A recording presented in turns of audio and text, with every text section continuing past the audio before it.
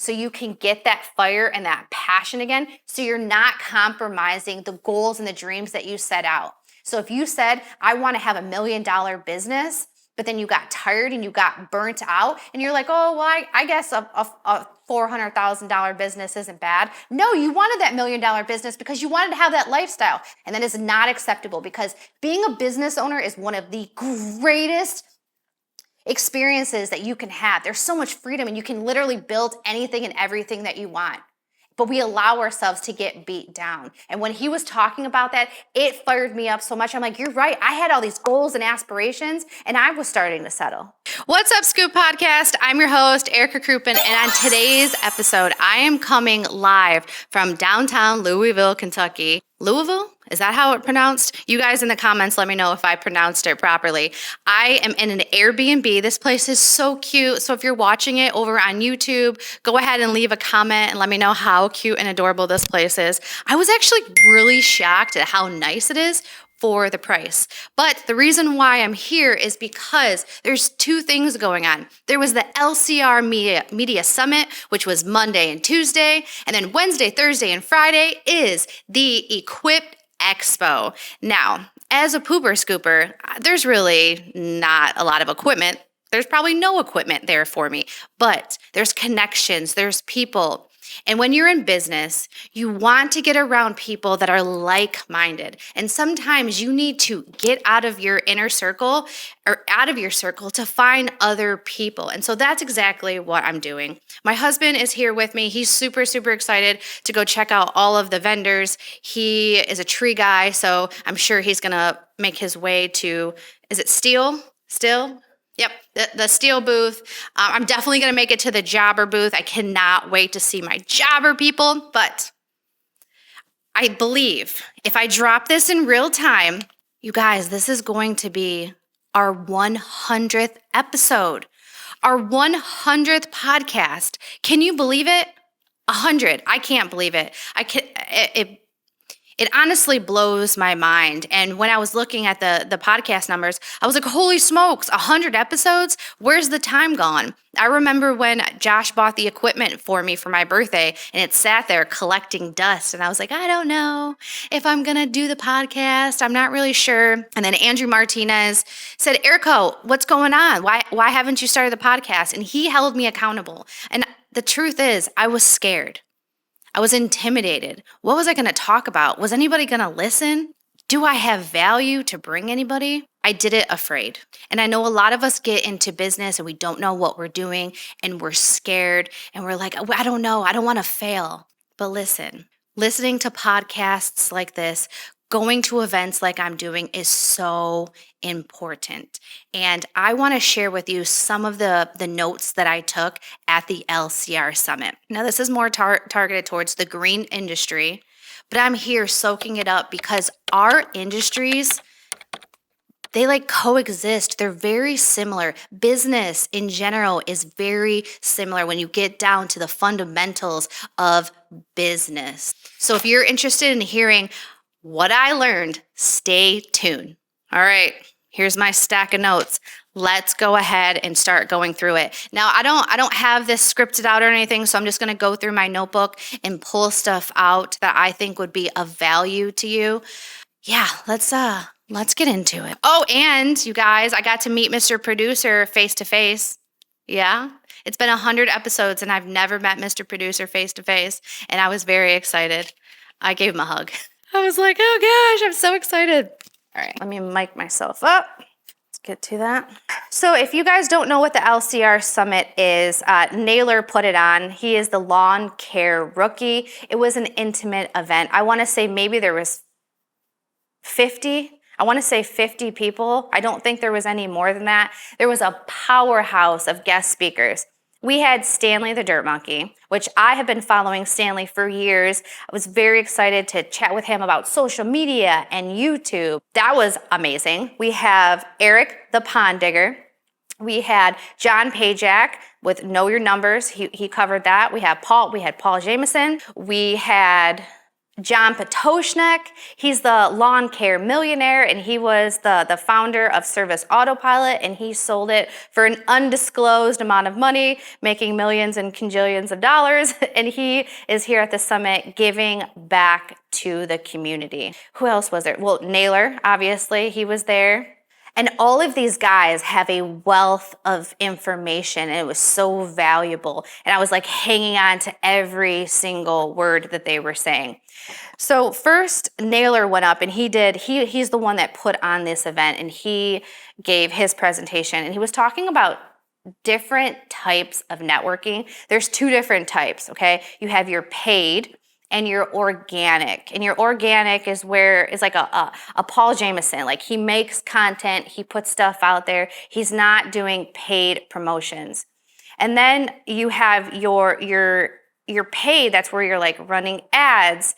So there's different types of networking. I won't get too much into the weeds of it. If you guys want to know more about that, if there's a specific topic that you want to know more of, say, hey, listen, I want to know more about this. Let's go more into detail.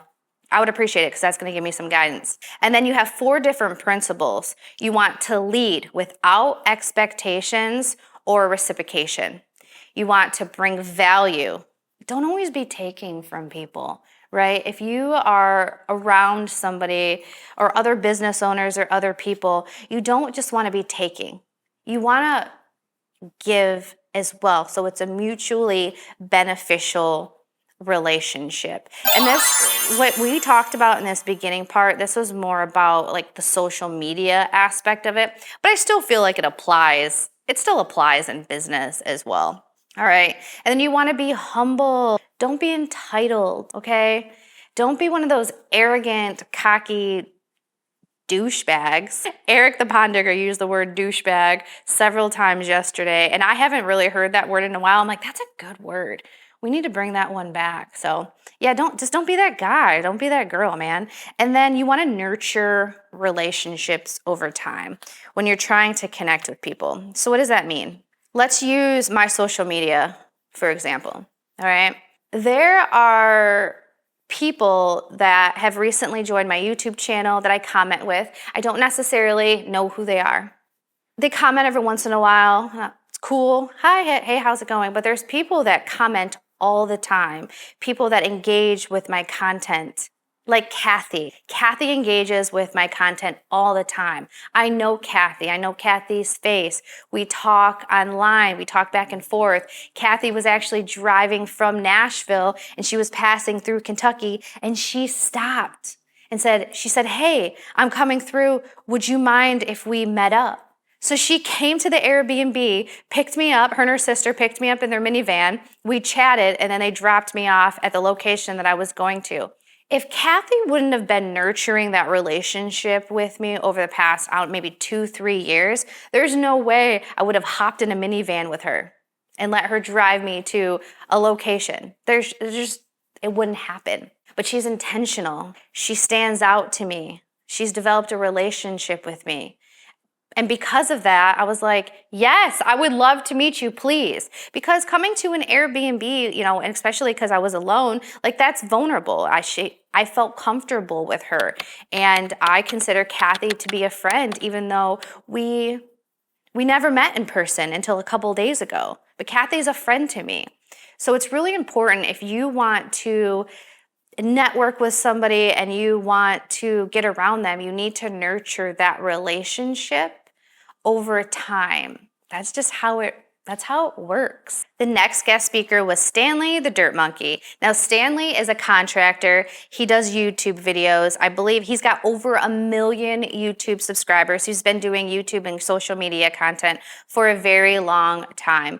He also does a lot of plow videos, like snow videos, and I enjoy watching those. But he was talking about the social media. This is something that resonates with me because I'm still trying to figure out my groove and what the next move is for my social media. And he said social media isn't about me. Like, it's not about me. And I think a lot of times when we become, like, in air quotes, a personality, we do make it about us.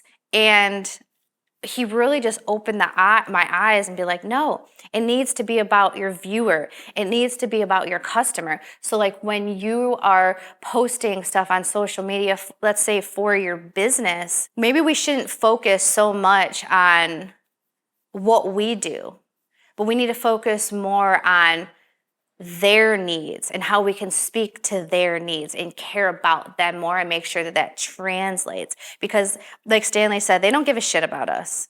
They don't. They care about themselves. They care about what's going on with their inner circle, their family, their life. So we need to speak to that. And then he talked about YouTube versus like the other social medias. And this was really difficult for me to hear, but he said YouTube is I don't know if I should say this on YouTube, but he says it's a dying platform. And that makes me really scared because if you're watching this on YouTube, I've built so much on YouTube. I've been posting videos for like since 2018, 2019. I have over 800 videos on YouTube. And it kind of got me freaked out.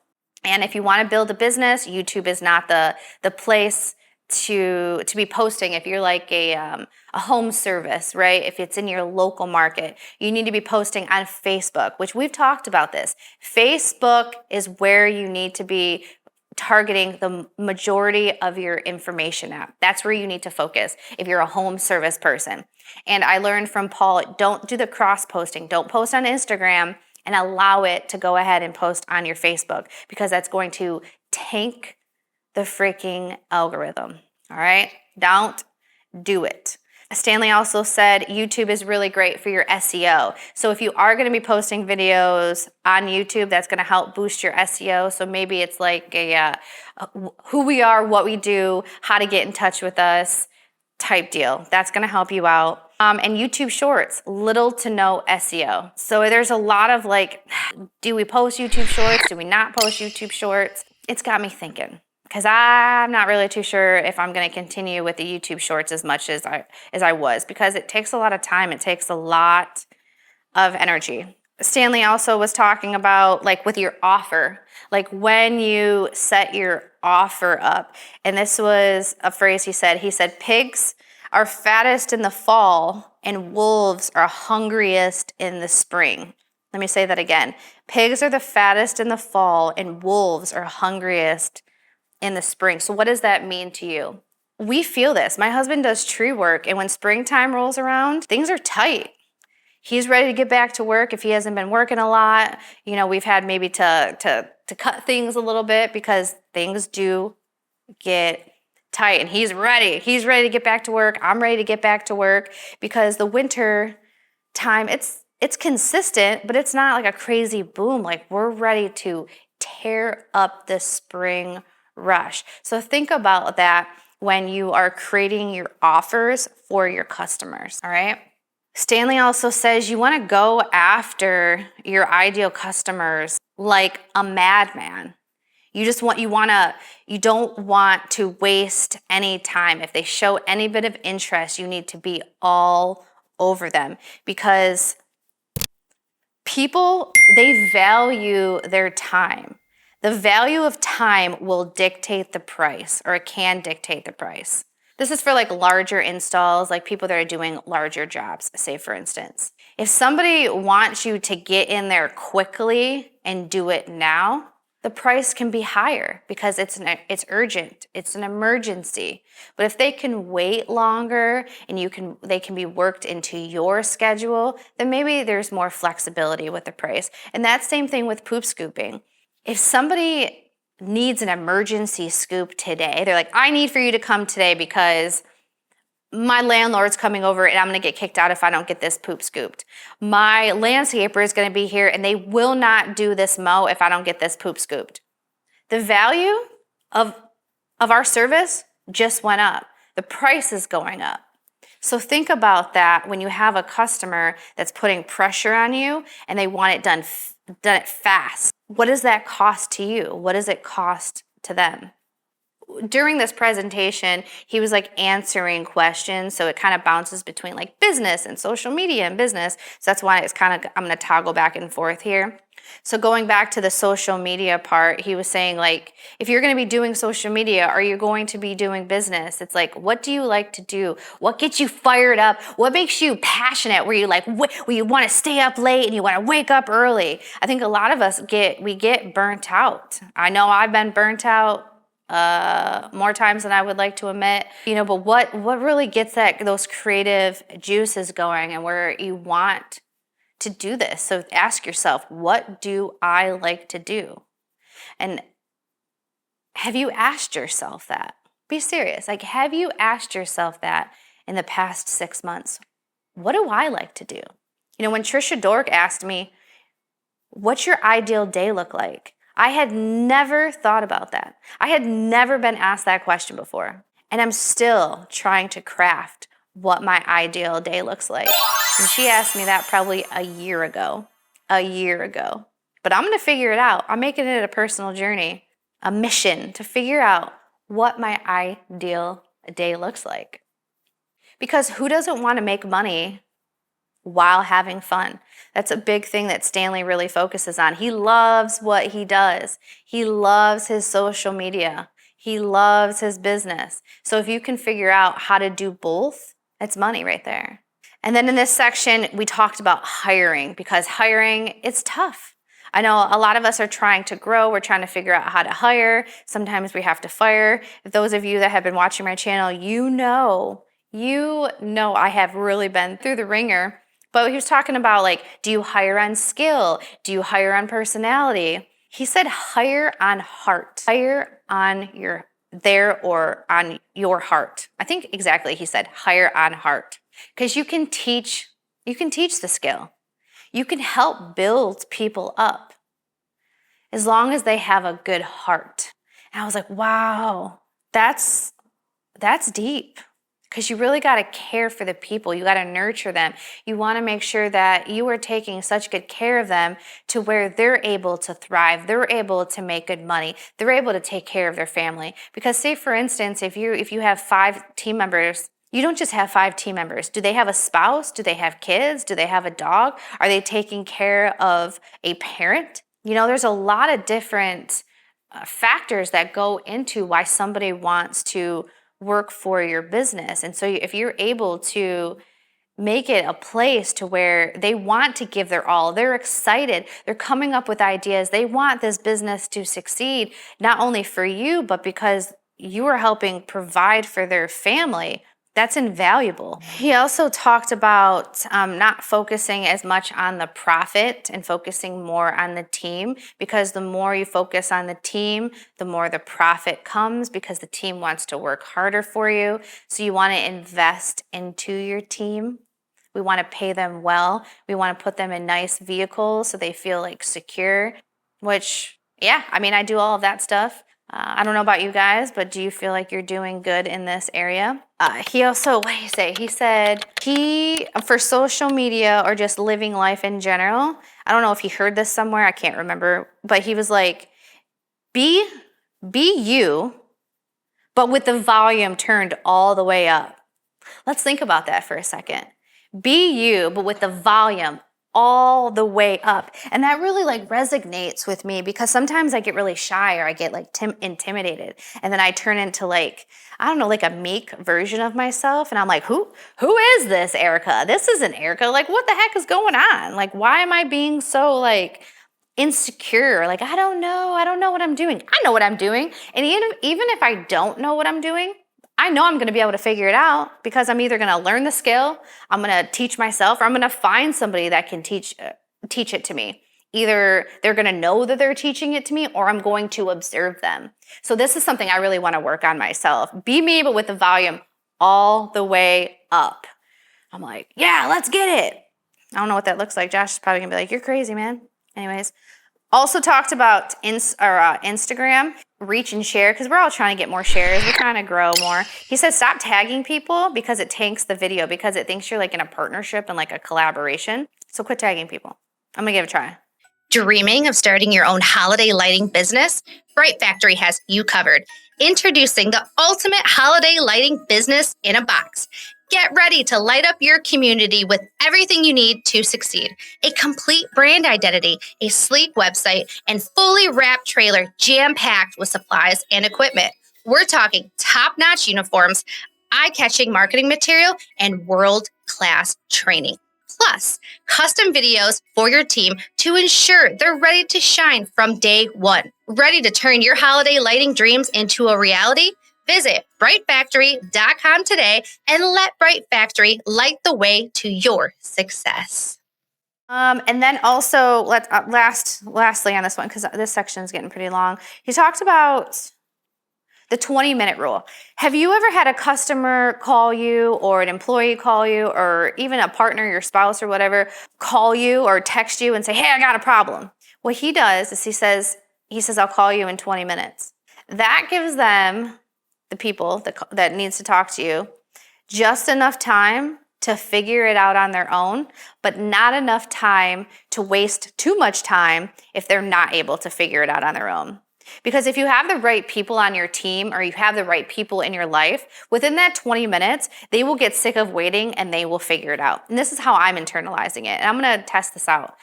With the 20 minutes, if they cannot figure it out or have not tried to figure it out in 20 minutes, they're not an asset to the team. They're not an asset to the life.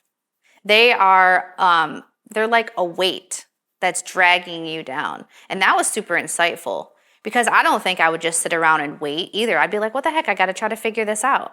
So I know that I would try to. So I want somebody else in my life or on my team to do that. I was like, man, that's brilliant. Because I'm impatient. I'm impatient as hell. So do that. And even with customers, we talked about this. If like a customer comes in hot or whatnot, or writes you a bad review, you don't ever want to respond right away. They say the 24-hour rule with like responses with Google reviews and that, because you want to think about it. You want to work through it. And then also was talked about making your content sticky. You want to make it stick to where people are invested in it. It's shareable. You want to make sure that they're going to like share it, because that's where the algorithm is going to pick it up. So that was good stuff. And then we had talked about hiring, where you said you hire with the heart, and then you want to figure out what you're good at and then outsource the rest. You want to just fill those holes. Quit wasting your time and energy on stuff that you're not good at. And you might only be good at one thing. Some of the most successful people that I know and I've read about in books and listened to on podcasts, they're good at one thing, and then they outsource the rest so they can literally focus on that one thing. And then we talked a lot about sales. And I don't know about you, I don't know how often you talk about sales or you role play sales, but this was like a common theme, is you need to sell. Every single day you need to be selling. You need to be practicing your sales skills. You need to come up with like your scripts and how you're going to flow and how you're going to converse with people and how you're going to come up with overcoming objections. And you need to practice it every single day. And they talked about like with your body, right? If you're building muscle and you're working out, if you're not working out every single day and you don't have your diet right every single day, you're going to start getting fatter. You're going to start losing the muscle. And so it's the same concept with sales. Which Jonathan Potoshnik broke this down. He's got a little cheat sheet. You need to spend like with your day, 40% of your day needs to be spent on getting clients. 40% needs to be like daily management, making sure that you're doing the things that you need to do. And you need to spend 20% of your time trying to recruit and get new staff members in, building up your team, because building a team is how you're going to go far. That is how you're going to go far. You have to build the team. I'm like, because you're going to get burnt out. Because think about it, when you first started your business, how passionate were you? How excited were you about your business? And then the things happen. The stress of employees, the stress of unexpected expenses coming up, all of it just breaks you down. And so you think to yourself, you have all of these goals that you wanted to do. And I'll give you an example. When I first started my business, I did it as Crouppen Services, because I really thought in my mind that my husband and I were going to join forces because he wanted to have his own business and he wanted to do snow removal and he wanted to do all of these things. So I was like, great, we're going to have a tree service. We're going to have snow removal. We're going to have the poop scooping and probably something else. So I was like, croup and services. This is great. And over the past 6 years, that hasn't happened. There's no snow removal. The tree service isn't really doing much of anything. Poop scooping is still going. It's doing its thing. But even I'm like, man, I'm tired. I don't know if I want to do this anymore. That fire gets put out because you don't have the energy that you once had and you can't go hard and sustain it forever. And so what John said is, he was like, if your business is not going the way that it's going right now, you literally need to do anything and everything that you need to do to reignite that fire so you can hit it so hard, you can get as many customers as possible, and you can build the team that you need to build. And you literally have to do whatever it takes. It doesn't matter. Whatever it is, so you can get that fire and that passion again, so you're not compromising the goals and the dreams that you set out. So if you said, I want to have $1 million business, but then you got tired and you got burnt out and you're like, oh, well, I guess a $400,000 business isn't bad. No, you wanted that $1 million business because you wanted to have that lifestyle, but you let complacency come into your life and you were settling for your dreams. And that is not acceptable because being a business owner is one of the greatest experiences that you can have. There's so much freedom and you can literally build anything and everything that you want. But we allow ourselves to get beat down. And when he was talking about that, it fired me up so much. I'm like, you're right. I had all these goals and aspirations and I was starting to settle. I don't like it. I got disgusted. With myself. So I'm going to get fired up. I am fired up, as you can tell. Sorry, Mr. Producer. Sorry if my sound got a little loud, but woo! I'm fired up. When he was talking about that, I was like, that's me. I feel like this business has just beat me down. The 2 car accidents and filing for unemployment and having to let go of my employee, and I felt like I lost a best friend, and then having to rehire and all of it. I was like, maybe $250,000, $300,000 is fine. It's okay. It's all right. No, how am I gonna go get my lake house, my A-framed lake house with those beautiful windows overlooking the lake, watching the sunset and the sunrise? How am I gonna be able to afford that? It's never going to happen if I keep settling and I don't keep growing what it is that I originally wanted to start growing. And in order to do that, I need to find the people that's gonna help get me there because I know that it's possible. Started doubting myself that I didn't have the skill set or the drive. No, baby, it's there. But I was allowing myself to get beat down. So don't allow yourself to get beat down. And take this as your eye-opening experience to slap yourself in the face and do whatever it is that you need to do. Okay, let's move on. Let's talk about social media again. If you want to grow on social media, you need to post consistently. Pick your time. When do you want to post? Sunday nights posts typically do the best because everybody's on their phone scrolling. So post on Sunday nights. If you're going to post 1 time a week, do that. But if you're going to post every single day, make sure you post every single day at the same time. And do not skip your post because social media is free marketing. If you don't have money to spend on ads, social media, it's free. It costs some time, but it's negligent of you to not be posting on social media. So make sure that you're going to go ahead and do that. And then repurposing long form content. When you're posting on the different social medias, make sure you're doing it in the proper format. If like with me, I was making this mistake. I was repurposing my YouTube videos and cutting them up and putting them on the short form vertical platforms. And that's just killing my reach. So don't do that. Make sure you're filming. If it's like, YouTube or Facebook and TikTok and Instagram, make sure you're filming, I think it's vertical, the up and down. My dad would always say the horizontal hustle, if you know what that is. So that's why I'm laying down, horizontal hustle. But I still can't remember all the time. I'm like, I run through that in my head. But anyways, okay. And you always want to be a continuous student. Once you think that you know everything, once you stop learning, you're going to stop growing. So continuously keep being a student of business and in life. And always ask questions and listen when people answer you, because sometimes you ask questions and you don't listen. It's like you're wasting You're wasting your time.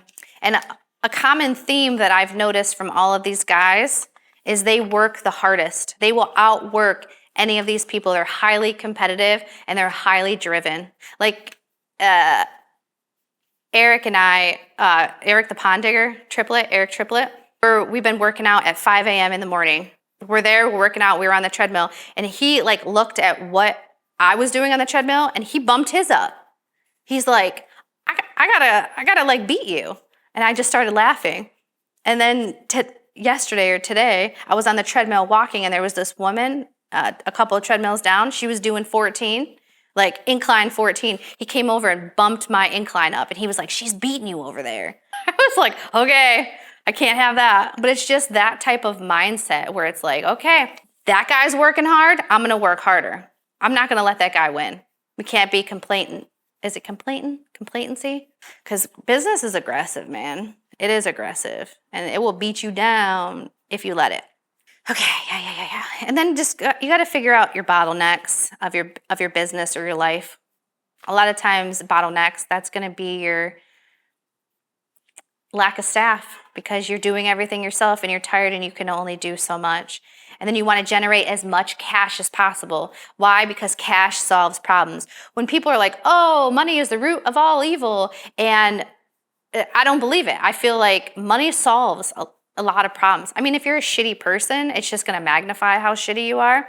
But if you are tired and you're stressed out and you have issues in your business and you hate doing, let's say, office work, you know what's going to solve that problem? Cash, because then you can hire that out. If you are, let's say, I don't know, you're chipping, right? You own a tree service and you're hillbilly chipping. You're chipping with your chainsaw. You know what's going to solve your problem? Cash, because you can go ahead and buy a wood chipper that's going to make things a heck of a lot easier. So you want to generate as much cash as possible because that's going to solve your problems. And this is what John Potoshnik said. He's the lawn care millionaire. He said, do whatever it takes to reignite your fire. Do everything and anything. And then you need to think about how we're showing up to people in your life. You're the leader. You're setting the example. So if you're showing up to work and you're like complaining and you're not in a good mood, your team's not going to be in a good mood. You need to set the example. And I noticed this too. When the team was meeting me at the in the garage and I'd be like stressed out in the morning or running late. Sometimes I would go out in the garage and my scooper and we would just like moan and groan and complain. And I realized, I was like, no, Erica, you're like developing a negative mindset. Even if I was a little bit frazzled, before I walked into that office area, I put a smile on my face. I'm like, good morning. How's it going? How are you? So I come in with that energy because I'm setting the tone. I'm not going to allow people to be negative first thing in the morning because I'm not going to entertain it anymore. So how are you showing up to people? Are you setting an example? But Naylor talked about route density. He basically was talking about like your inner circle was a very common topic about like your inner circle because like, why are we in business? Why are we doing this? A lot of times it's because you have your inner circle, which is usually your family, you know, your kids, your dog, your whatever. And you're doing all of these things to help support them. So you have all these distractions or you have houses that are far away. That is making it more difficult for you to support your inner circle. And he talked about how, this is like the reference, where he was like servicing all these houses that were like far away. And if his kids got sick or something happened, it made it more difficult for him to like go pick his kids up from school. And it made me think about that because when I started this business, I wanted to have a smaller service area. That way I could drop the kids off at school in the morning, go and work, and then pick them up. So I had like 6.5 hours to be able to work while the kids were younger. And then if they needed to be picked up, I was able to pop into the office, pick them up, drop them off at home or drop them off at their grandparents' house, and then go back to work. And so your service area is important when you're smaller. And you want to focus on route density because you make more money. More money, the more cash. And what do we say about cash? Cash solves problems. So we're constantly thinking about that. So Naylor said, you need to learn to say no. No, I'm not going to take that property. No, I'm not going to do this.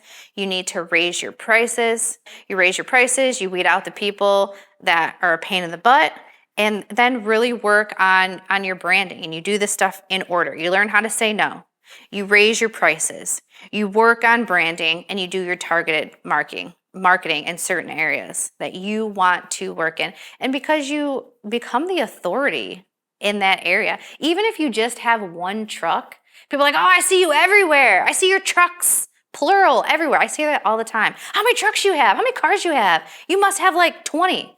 I had 3. I'm down to 2. Did I have 4? I might have had 4 at once upon a time. I can't remember the timeline, but with all the crashes, it kind of like throws me off. But yeah, people think that my company is way larger than it is because they see me everywhere. So you become the authority, you become the go-to, and they're gonna wanna use you. All right? So learn to say no, raise your prices, branding, and your targeted marketing. And he also talked about like some different tools that you can use within your business. Postcards, not the ones that you mail. We're talking about like Fiverr rounds or Clover, where you're servicing a property and you're putting door hangers or postcards at people's houses that have dogs, maybe once a quarter, twice a quarter. You're being intentional because you want to grow in that area. And then he also talked about you're building up your Google business profile. You want to make sure that that's mint. And then you want to post. You want to post on social media. You want to make sure that you keep posting. All right. And then always look at your balance sheet. Make sure you know what your numbers are. They're looking at that stuff. And then Eric, the pond digger, he talked about the training and the sales. You got to do training and sales every single day. Most salespeople, they do an hour of training every single morning. You need to role play. You need to make the customer feel important. You need to master the pause. Allow the customer to think. Allow the customer to speak. You know what? I'm going to go ahead and I'm going to end here. I know you're probably like, what? Eric's presentation was so good and it was so fire. And he's got an entire book here that I don't want to rush this in 5 minutes. So I'm going to cover this topic on the next podcast. All right.